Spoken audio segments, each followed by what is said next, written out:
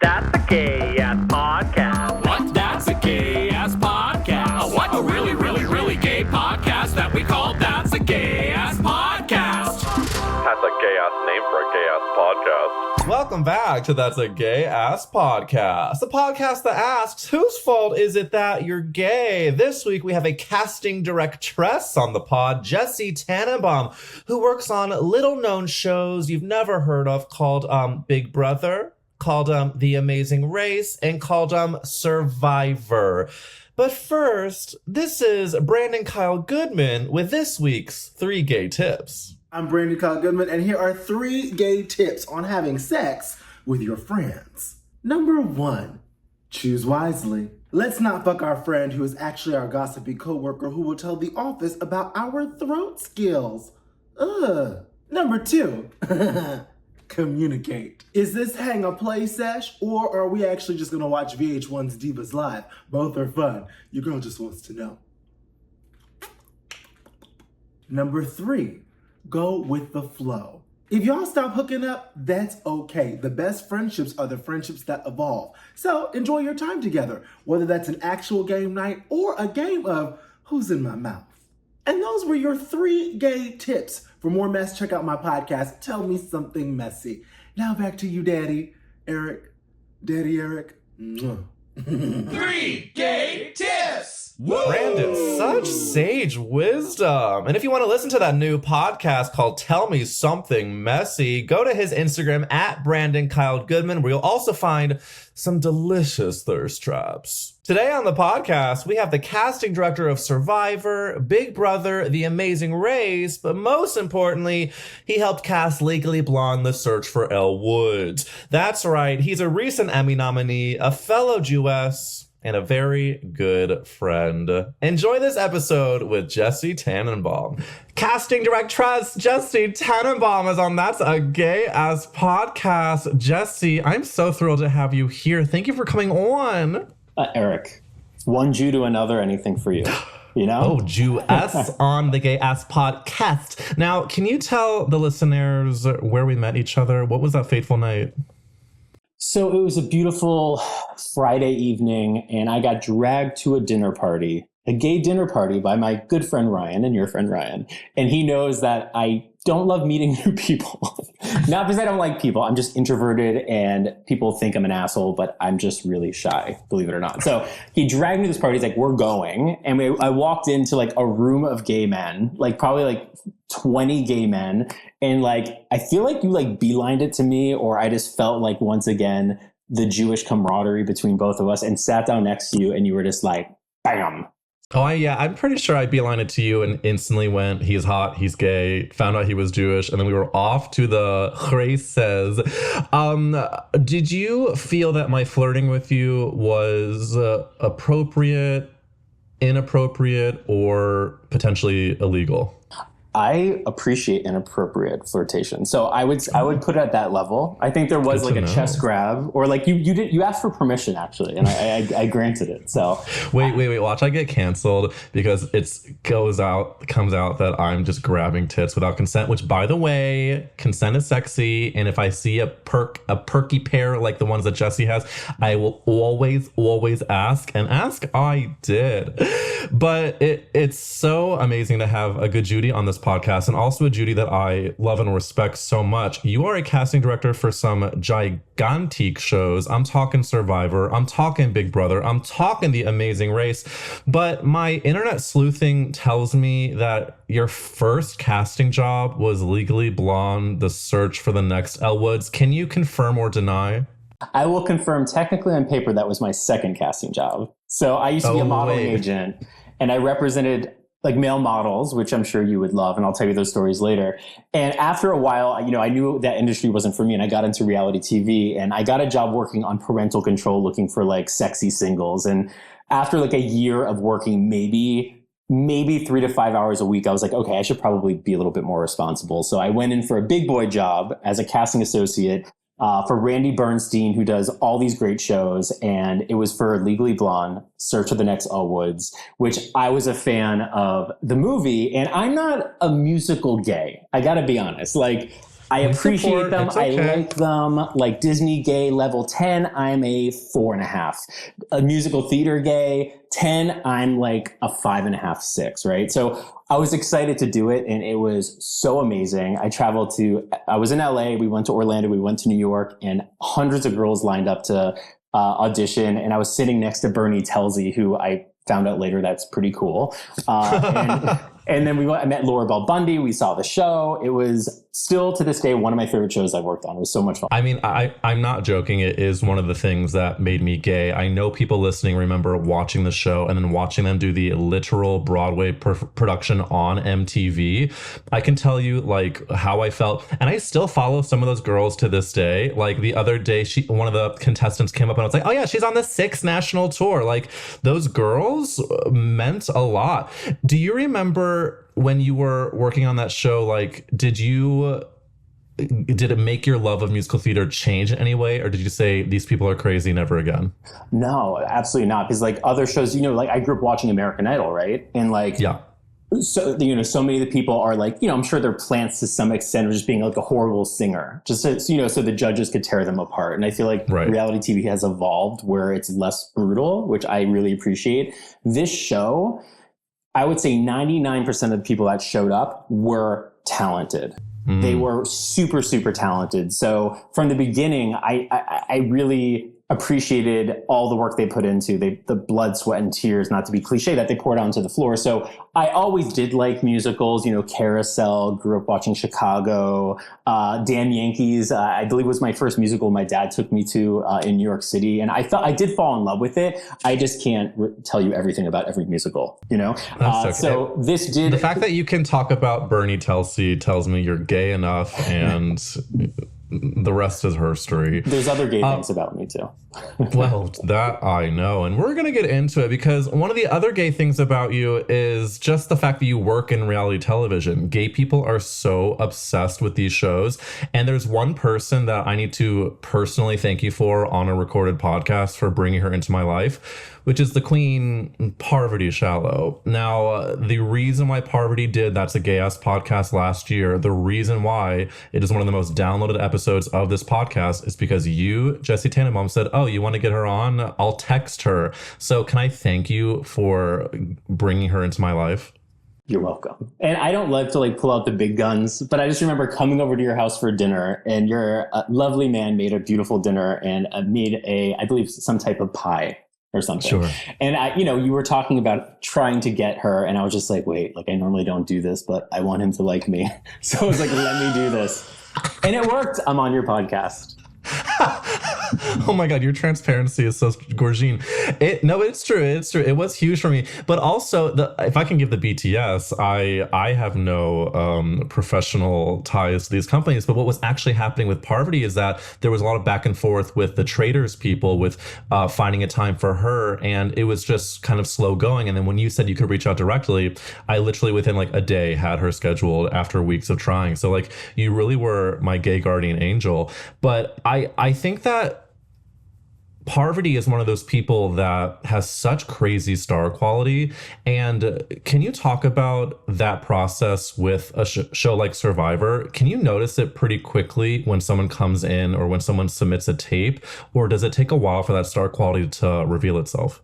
It's such a hard, complex question to answer because it just sounds so silly with my answer being you just know when you know. And it's just that's kind of it. It's they have that pop, they have that star quality. And look, anybody could realistically be on a reality show. Anyone could. But are you on a one-off 30-minute dating episode on some inconspicuous network? Or are you on Survivor or The Amazing Race or Big Brother, right? So there definitely is a different level of personality that is required for these shows. But to answer your question about Survivor, we get over 25,000 applications every year, right? And we do 2 seasons back to back. Shit. So my team and myself, we really do watch every single video, right? And are there people that you look through oh, I already know that person's been applying for years, but hey, let's give this a video another shot. But 8 out of 10 times, you just know from that first video, even though the videos for the most part are pretty bad at the beginning. They don't know exactly. They're getting better. I put a video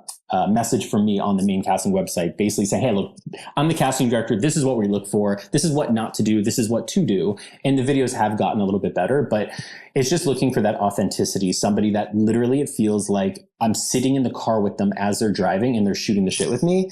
And then that pop, are they a good storyteller? Are they unfiltered? Are they unapologetically themselves? So obviously, Parvati has that. Like that is who she is. Well, it's also fun to watch these people grow over the years, whether it's from reality TV, celebrity or otherwise. Like I'm picturing, of course, Kelly Clarkson. We just hit the anniversary of her winning American Idol, and to see her glow up from this like sort of everyday girl that you would have been friends with in English class to now being like a fucking icon. But she, of course, had that moment. And I think Parvati's the same thing. Like when I saw her on The Traitors, I was like, even though I have not been a Survivor girly myself, which I know that I should be because gay people are obsessed with that show. But why do you think gays are so obsessed with all of these shows, but Survivor specifically? What is it that's so gay about it? Back in the day, it was because all the guys were in underwear. So that could be like the starting point of it all. No, I'm kind of kidding. I all I could do is speak for myself, and from what other people have told me, it's the outwitting, and it's the diary sessions when they're in the confessional talking to the camera and being kind of like saying everything they want to say in their head, and they just can't say it to that person's face, but being able to talk trash behind their backs in a sense and like vent.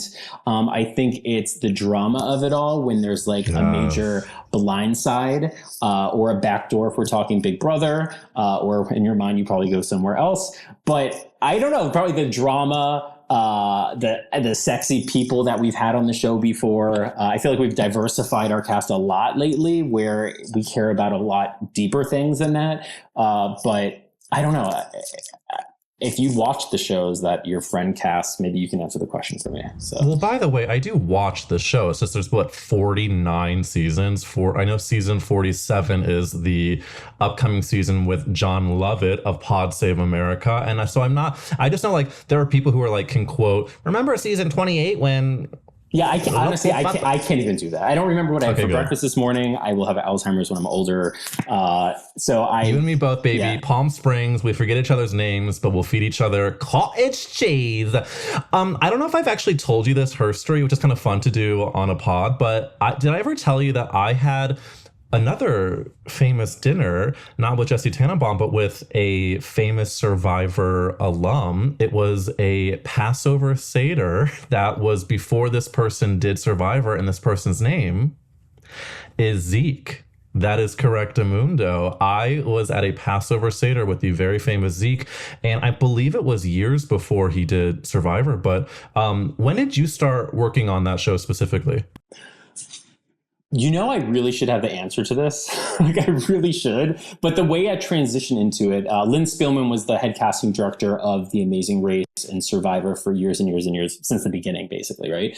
And I started working with her on The Amazing Race. And back then, we put a lot of people on Survivor that might not have applied. Maybe we recruited or transitioned from The Amazing Race. So, for example, if there's a father and daughter team that tries for The Amazing Race and the daughter just isn't as strong as the dad, but the dad's a star, I would then pass people off to Survivor and be like, hey, check this dad out. And then maybe he would get on the show, right? So the first season, so I've been like sending people over to Survivor for a while. The first season that pops into my mind was Blood versus Water season 2. Jacqueline and John, they tried out for The Amazing Race and it didn't work out, and they did Blood versus Water. So we're like, here you go. Here's a gorgeous, amazing couple. She was Miss Michigan, I believe. And he looked like a Disney prince. And then they got on the show and did pretty well. They made it pretty far. So that's when I started sending people over. But took over as head casting director was season 39. And season 47 premieres September 18th. Unbelievable. It's such a interesting behind the scenes scoop from you, because I love hearing about how the sausage is made, because these shows have such devoted fan bases. And I mean, yes, you call me out for maybe not being a Survivor girly every season, but like Big Brother, I'm huge on. Amazing Race, sometimes I'll follow the gays there. But we need to circle back to Jon Lovett, who is on this upcoming season. What is the backstory? And for anybody who doesn't know, I'm sure most people who listen to a podcast know, but he's one of the hosts of Pod Save America, Love It or Leave It. Huge, huge shows. What's the origin story for Jon doing the show? Okay, so this is actually kind of funny. Typically, people apply, especially now. Everyone pretty much applies for the show. I was at the gym, and one of my friends came up to me and was like, hey, my husband's boss wants to do Survivor. And I'm like, take a number. I mean, the amount of people that text me, DM me, friends I haven't seen since middle school, like my cousin's best friend's uncle's aunt wants to do the show. And, it's just like, have them apply, and if it's someone I really know, like tell me their name and I'll look up their video myself personally and check it out. And if it's not a right fit, it's just, we're not going to contact them. So I was like, okay, and have them apply like everybody else. And then he's like, it's Jon Lovett. And I was like, the old comedian from City Slickers. I was like, why would he want to do the show? I'm like, I love the movies, but like, come on. And then, and my stepmother's an alien. I believe he was in that one too. Classic. And then I went home. I was a little snarky. I'm not going to lie. It's the morning. I'm like working out. I'm like, leave me alone. And then I like Google him and he was on like Jimmy Kimmel 2 nights before. And I was like, oh, this guy's kind of a big deal. So then I did contact him and I did have him apply like everyone else through the website and pitched him and he got it on the show. You said that you were one of your first jobs was Search for the Next Elle Woods. You're in New York City. What brought you to Los Angeles? So I'm from Miami and then I went to school in Orlando. So I went to UCF and had so much fun. I mean, it was a great school to go to and I was a communications major. Well, at first I was filling out, the college applications and I'm like, Mom, what do I put for a major? And she goes, well, what do you like? And I'm like, I don't know, marine biology was cool. So she's like, choose biology. And I get there freshman year and they throw down a pre-med manual. And mind you, like if I see blood, I'll faint. So I'm like, pre-med? I'm like, absolutely not. This is not happening. So I switched to communications. I did that. And then I didn't come out of the closet until I studied abroad in London. And I came back basically the end of my junior year and I met somebody and I started dating somebody. And after graduating college, I was like, I don't really know what I want to do yet. And I'm like, I'm not going to move back to Miami and be a bartender. And nothing against bartenders. I just don't like to stay up late. So I knew that wouldn't work out for me. And my ex at the time was like, hey, he's in the entertainment business. He's like, I have business to do in Los Angeles. He's like, why don't you move to LA with me? And at this point, we were together for, God, I don't even know. I'm literally making this up, maybe 6 months, right? And I was like, okay, I'll do it. So I moved to LA and I was his assistant. But I actually worked. Okay, it wasn't like I was raw. While dating him, you were his assistant? Yeah, I was his assistant. But like, it was a lot of work. I took my job very seriously, and it wasn't like one of those situations where I was his assistant. Like, I was his assistant. So I came out to LA in 2003. Oh shit! And then, so 2003, Entertainment Biz. Was he in front of cam, behind cam, executivo? What's the vibe? I love that you're saying this because I know that you know the situation, and you're just like you're like this. He was in the music industry. We'll say he was a pop star. He was a pop star, and he was amazing, so nice. Yes, he was a pop star. Once a pop star, always a pop star. Well, I love the tease, and yes, I did bait you into my Barbara Walters moment, but you are on Gay Ass Podcast, Jesse, so I have to ask you the famous podcast question, which is, whose fault is it that you're gay? Who do we blame, babe? Oh, God, there's so many things, right? Could it be that my mom would take me to Toys R Us and I would buy She-Ra while my brother would buy He-Man, or I would go to get My Little Pony and go to that section? Is it because my dad told the therapist when I was 3 years old that my son is gay? I know he's gay. So I think they just always knew. But like, if you ask me, which you just did, I probably started out with Dirty Dancing, Patrick Swayze. I think it came out when I was 6 years old. And from the first, like at that age, maybe 6, 7, 8, 9, I like just saw it and I was like, wow. And that's like one of my sexual awakenings. I literally have a tattoo of Patrick Swayze holding up Jennifer Grey. And then I think when I was like 9 or 10, it was John Waters' Crybaby, and it was Johnny Depp, my second sexual awakening. And then shit. middle school, it was AC Slater or Zach Morris. I was like, which one do I like? I'm not normally into blondes, but I would take a shower at my dad's house. He had like a glass shower and it would get frosted and I'd put like, I love AC. And then I'd be like, and then I'd wipe it off and be like, I love Zach. But the big one for me was Bailey Salinger, Party of Five, Scott Wolf. I mean, that to me was everything. And then White Squall came out, that movie. Saw it so many times. The references get better and better and better, and you just dropped a, pardon the expression, load of references that are absolutely insane. Let me just quickly remark that My Little Pony is something that I have not thought of in a while, and I absolutely, whenever I got my grubby little 5-year-old paws in them, loved brushing the tail. That's number one. Number two, is your dad telling his therapist that his 3-year-old is gay, or your therapist as a 3-year-old because you're Jewish and you have to go in therapy by the time that you can say the word mama? No, my parents went through a divorce when, I don't know, I was like super young. I was like 2 or something. And they went to a therapist for whatever reason they went to a therapist, right? Like, how do we co-parent? And he had a conversation with the therapist, be like, my son's gay. And like, how do we, not like, what do I do? How do I change him at all? No, it's just like, how do we be good parents to a gay kid? And the therapist was like, there's no way you can know your son is gay. And like, hello, here I am. It's just funny you say that, because my parents also asked my doctor if he thought I was gay, and that doctor also said it was impossible that, and I was older than 3 or 4. I was definitely like at an age where it was kind of a possibility. But I don't know. I think when we grew up, there was probably, while of course not everyone is a homophobe, but I think there was probably like a bit of panic underneath when parents would ask that question.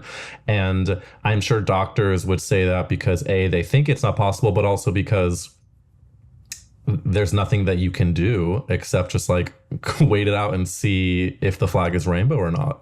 Yeah, agreed. And I remember there was like I forgot, like, I'm going to guess my age here. I could have been like 10 or 11, and my dad took me to Latin America, great Cuban restaurant in Miami. That's what we're lacking here in LA, good Cuban food. So if you know about Cuban food and you want to open a store here in LA, please do so.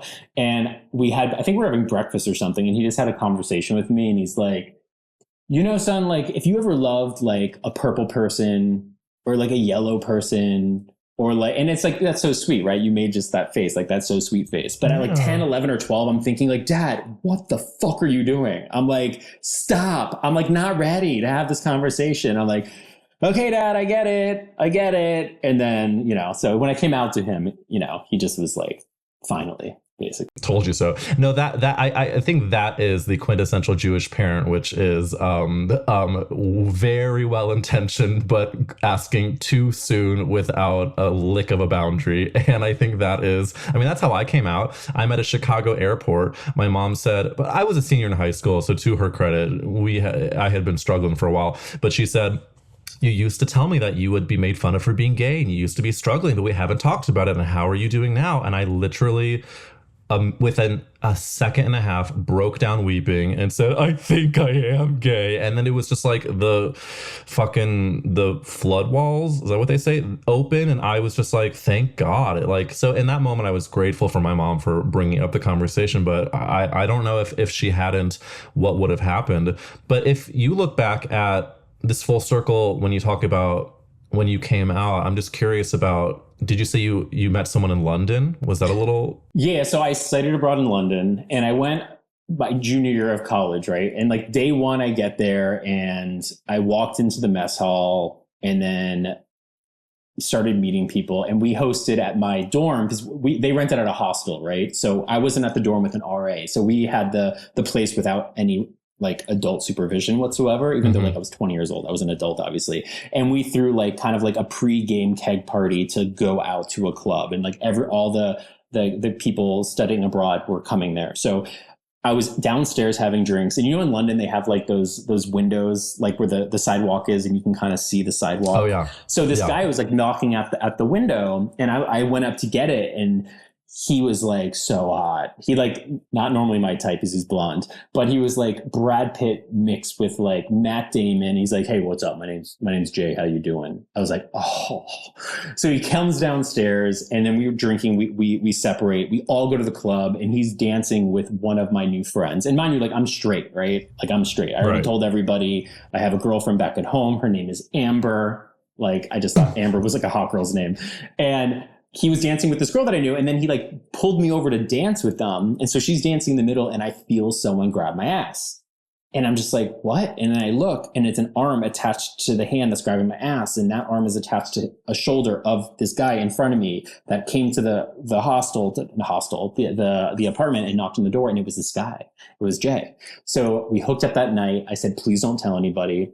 He said, I promise I won't. He was there the semester before. And I went to the mess hall. And then he asked me out later. And my first date ever, I went to Scotland, saw snow for the first time. We had the best time. But it turned out the day I walked into the mess hall, all the girls with him was like, oh my God, that guy's hot. And he's like, he's gay. I'll prove it to you. He went there that night to hunt me down. So everybody knew. Everybody knew, as much as like, don't tell anybody. That asshole told everybody. But you know what? Before you even hooked up. Before we even hooked up, he's like, he's gay. He said, I know that it. guy's gay. I will prove it to you. And he went there that Operation night. Jesse Tannenbaum, BUM on my TONGUE. Oh my God, what a fucking evil, hot queen. Was he himself British? I want to paint the picture. No, he was not. He's from Philly. Oh fuck. Okay, well there goes that. That's why he's like, yo, I'm Joe. Do you want a fucking cheesesteak? No, but Philly guys, hey, give me a Boston, give me a Philly, give me a down dirty fucking East Coast Dunkin' Donuts, dick me down, daddy. Fuck. Wow. I love that you had your we don't need, when you tell that story again, feel free to lie and say that he was British and then he took you to Scotland, you had your snow, and then you were able to enjoy all the British things that he had to offer. Yes, I'm talking about the hood of his dick. Now, if we go back into the professional stuff, I know that it's so interesting to think about. You get thousands and thousands of submissions, but let's go into like Amazing Race territory. Would you, Jesse Tannenbaum, do well as a contestant? You have to consider that what you would be like on these shows. Honestly, I think it'd be really bad. I have no balance whatsoever. I like trip over myself as I walk down the street. My memorization is horrible, like I said before. I'm really bad with like puzzles.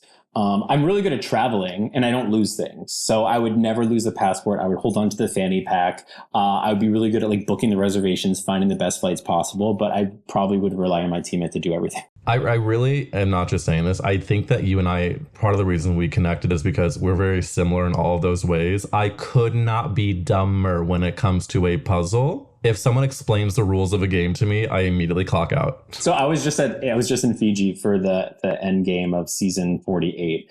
And one of the producers, Matt, he's like, do you want to run a challenge? Because they kind of test it out with like the dream team, and their job is literally, it's a dream team. Their job is to test the challenges and like have these amazing experiences. Like, yeah, I'll do it. Cool.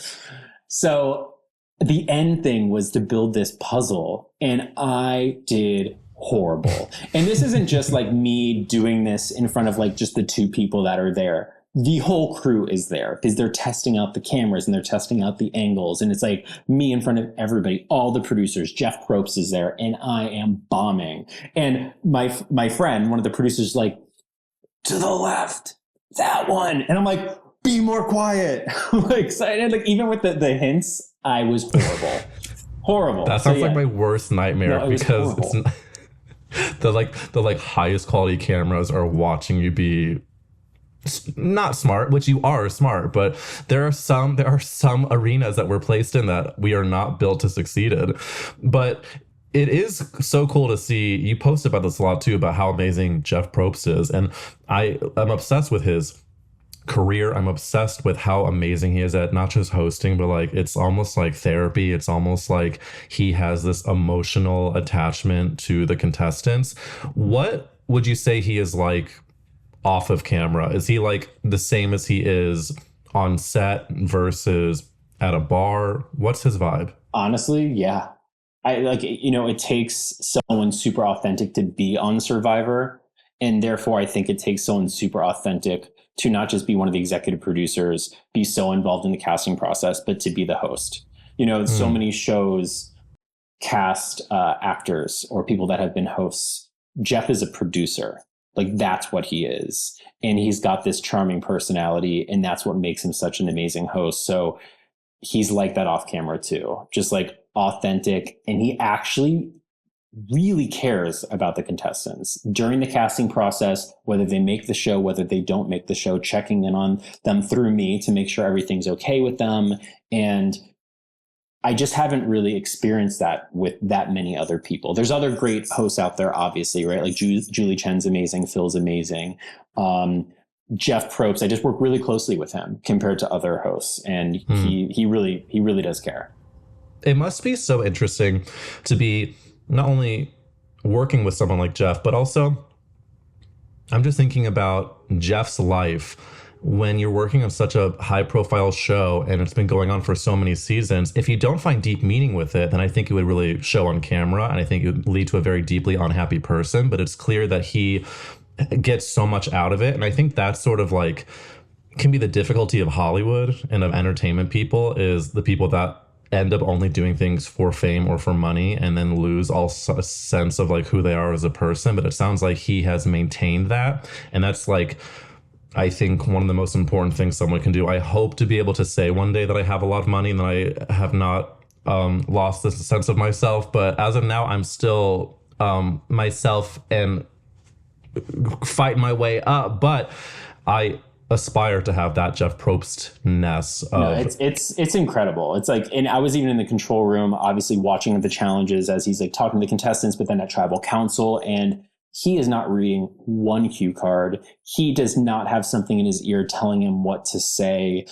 Hey, that one person made a facial expression. Ask them why they made that facial expression. He doesn't. It's all off the cuff. So he is listening to these people, taking it all in and reading the room and knowing exactly what question to ask to get some kind of emotion out of this person or a story of like what they're thinking in their mind at that moment.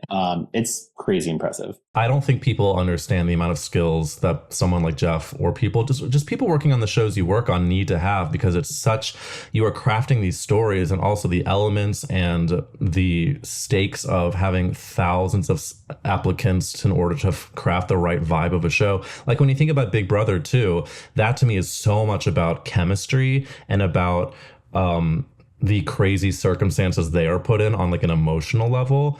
What would you say is the biggest challenge of finding people for that show? Oh man, for Big Brother, it's a big time commitment, right? It really is. Like Survivor, now it's a 26-day game. Obviously it's a little bit longer than that because we don't just fly them there and they start day one, right? Big Brother averages like 100 days. No, yeah. I it's such a specific type of person that I think wants to do reality TV. Like I think if I don't think you know what, safe space. I think I would be good television. Here's the thing. Isn't that for me to decide? Let's now ask the professional. Let's fish to the casting director. Wait, okay, this is my fucking podcast. I can ask whatever fucking question I want. Jesse, what show, you can do one of your shows or any show. What show would I do the best on? I think honestly, any of them. Because you're like, here's when I like fawn over my friend Eric here. I think you're quick-witted. I think you're funny. I think you'd be really great in the diary room. I think you'd be really disarming towards people and you'd be self-deprecating, which I love self-deprecation. And that is not just because you're a neurotic Jew like me, but I think it's a strategic thing for you too. And I think in a game like Survivor and Big Brother, I think that goes really a long way. And I think I love that you're such a gay man, because you gave me a really sweet compliment and then had a very subtle dig in there that really sort of centered me. But I do appreciate you saying that. And I thank you for taking my fish and tossing me back out to sea. But okay, so thank you for indulging. What reality shows, or just what shows in general, if you work so deeply in this industry, in this world, do you enjoy watching other shows, or do you kind of keep it just to work? No, I do. And like, it's, some people, dating apps and whatnot, dating, when you find that Bravo gay, it's like, we get it. I see you. The Survivor gay, I get it. I see you. But there are some gay people out there that don't like reality TV or don't have a TV in their bedroom. Red flag. Don't start, Jesse, because Matt and I have truly had, I think you've been a part of this. We've had fights where Matt thinks that we should get one for our bedroom. And I'm like, we have a pair of ruby slippers staring at us. We have a TV right outside in the living room. I don't think eventually he's going to win and we'll get one. But I love that that's your red flag. Yeah, it's one of them. So, come on, Wingo, what was your question? Do you watch any other reality shows? Yeah. So I love a lot of reality TV, and like my excuse when it comes to that is like, it's research. This is what I do for a living. I mean, I have to. That's expensive. It's kind of just my excuse. But no, I watch Bravo. Love is Blind is great.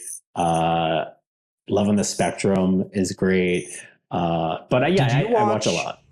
Did you watch? I'm asking because it's very, very recent, and I'm talking about it on the Patreon. The Pop Star Academy on Netflix. Have you seen this? I have not, but it sounds great. It brings me back to like Danity Kane days. Is that what it's like? Pop Star Academy is basically a reality series where they're putting together like a K-pop style group, and they look all over the world. I think you'd find it interesting from the casting perspective because they're like, of course, like looking through social media and all these open auditions, but they're basically putting these girls through hell for like a full year and a half where they're training these people, and they end up forming a group called Cat's Eye, which I'm on the fence if I think the group will continue on, but clearly they're incredibly talented, but I cannot recommend the show highly enough because it's just what they do to these girls is somewhat diabolical, where they tell them that they're just on to become a group, and then they find out they're on a Survivor type show where they have to actually get voted by the public, and the people who receive the most votes get to stay, and they didn't sign up for that. So it's a bit of a dark-sided twist, but put a singer and a dancer. Hello, Search for Woods. Do you remember that reality show was on? I was after not the Amazing Race, after American Idol premiered. I don't know, maybe the first season, second season, third season. There was another singing competition. Speaking of diabolical, where all the singers were horrible. It was all the bad singers that basically auditioned for The Amazing Race and don't get it on it, except they never see the other contestants. Because if they saw the other contestants, they'd be like, wait, that person's not a good singer. Wait a minute. Is that what this show is? So there was a live studio audience. There was only one season of this. Studio audience that were all in on it and clapping and screaming. And the judges would be like, that was incredible. But they would never see the other contestants, and it was to find America's worst singer. So then I think there was like the final 3 or the final 2 on stage, and they're there and like the confetti's ready to go, and this girl wins, and then they tell her what she's really there for. I mean, television has changed a lot since then. Do I like a trashy show here and there? Yeah, Bad Girls Club. Wow, love it, loved it. But that's like I like where TV's gone now. More. Yeah, of course, we love that, but the funny thing to me is that's just like a show based on gaslighting, and it also reminds me of that really heinous show that was of that era where they make the Swan, where they make over people, and like, of course, and they all looked exactly the same. Exactly, they all look like no previous version of themselves. They just all look like the same plastic surgery person. But that was an era. That was an era. There's also, if we're going into the backlogs, did you ever watch niche reference Dog Eat Dog? It was Brooke something. She hosted it, and it was basically the most beautiful people doing like physical. It was another show that made me gay because it was a swimming pool, and they would have them do a lot of challenges in the pool, and the guys were always so hot, and it was of that era of just like, we're just gonna throw shit on TV and see what people watched, and baby, I went dog eat dog woof woof. As we continue on, we're getting towards the final chapter of this interview, which I can't believe, but that's what happens when you have a good Judy on. I want to ask you about your personal life when it comes to us matchmaking you. First of all, for my records, I need to be able to understand your history. First, as a Jewess, question 1, were you bar mitzvahed?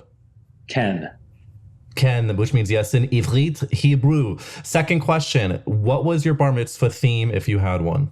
Okay, so I didn't have like a real theme. Like, so my mom was like, do you want a bar mitzvah party, aka a wedding, which costs a lot of money, or do you want to go anywhere in the world and I'll take you on a trip?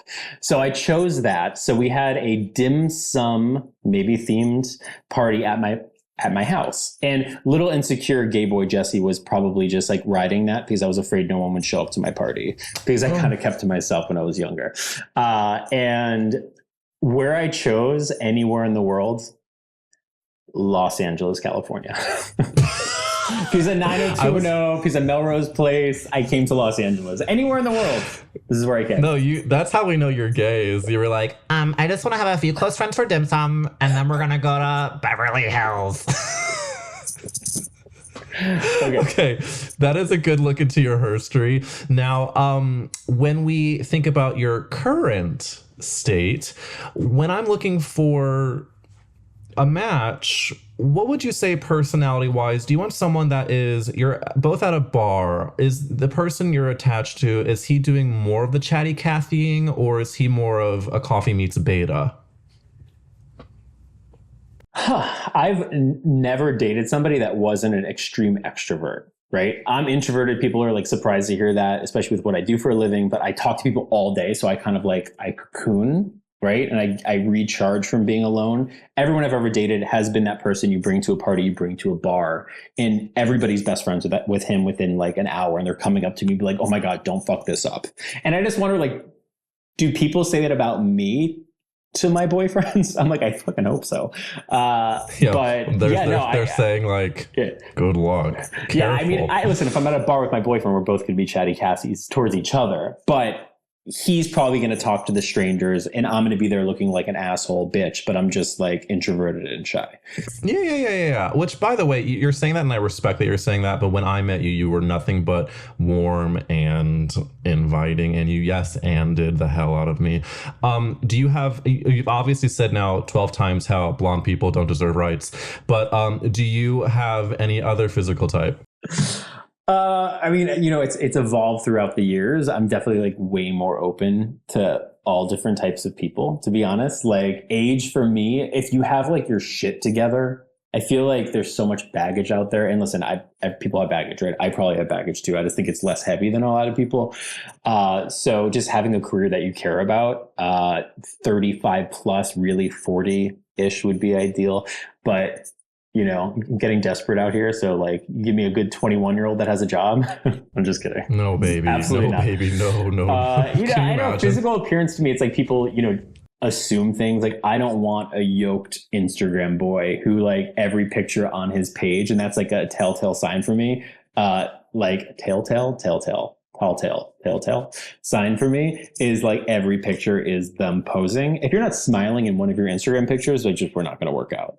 Like which means we're hiding something, either teeth or just an inner truth that will end up being the downfall of the relationship and humanity.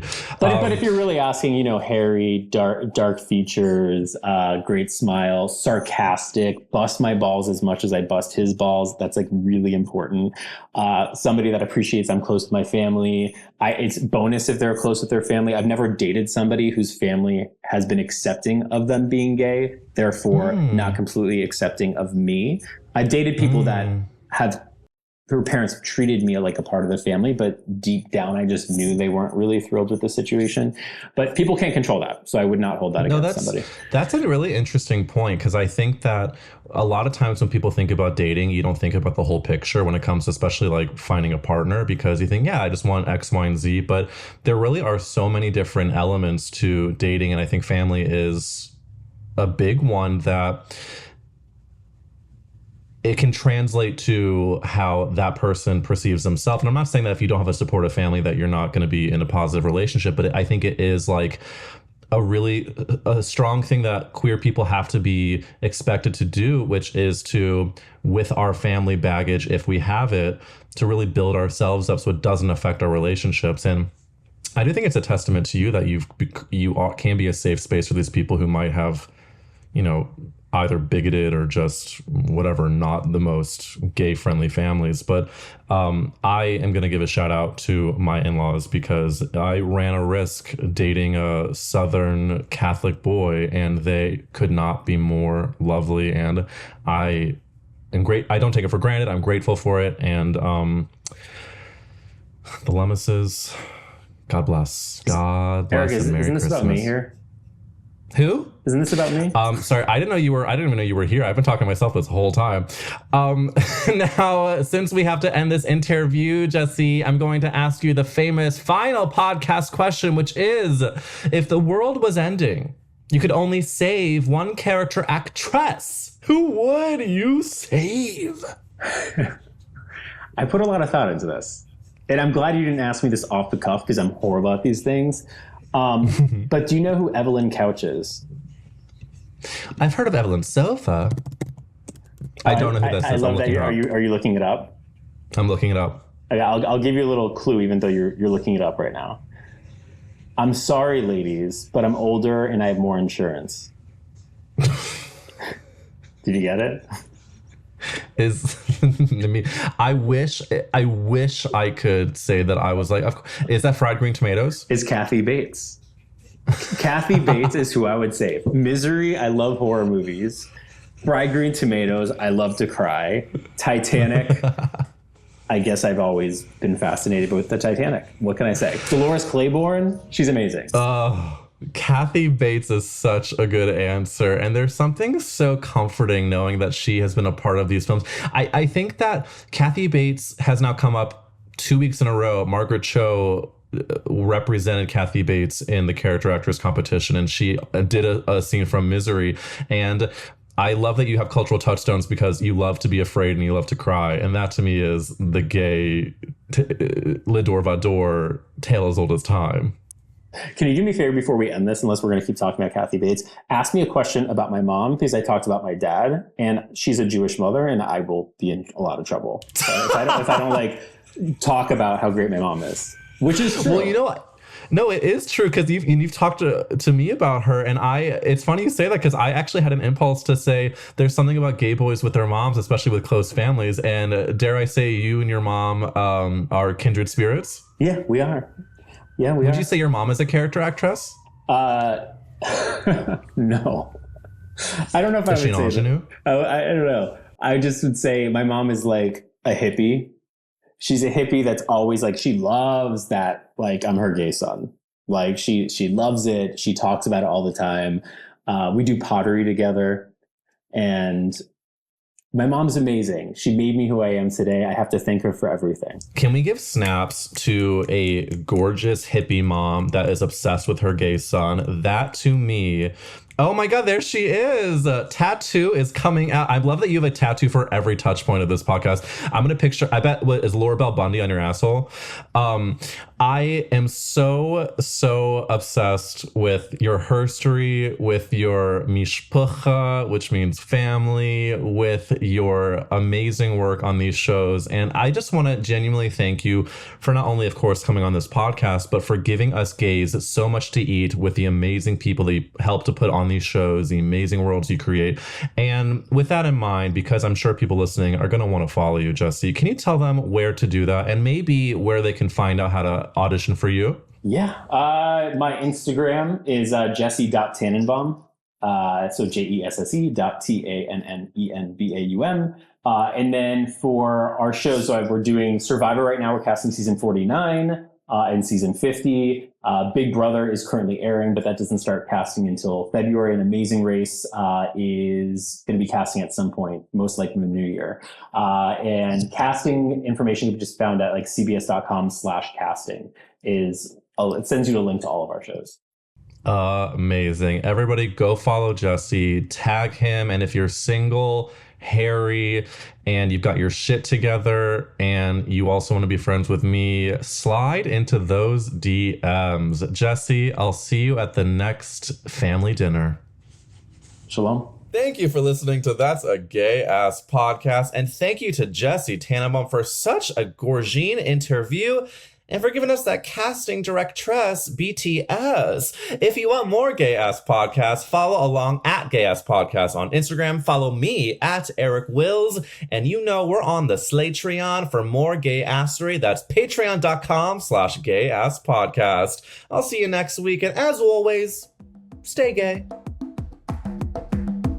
You've been listening to That's a Gay Ass Podcast, hosted by me, Eric Williams. If you want to see and hear more, make sure you're subscribed to us on Instagram, TikTok, YouTube, Spotify, Apple Music, or Patreon at Gay Ass Podcast. That's a Gay Ass Podcast is executive produced by Eric Williams and produced by Nathanael McClure. We'll see you next week.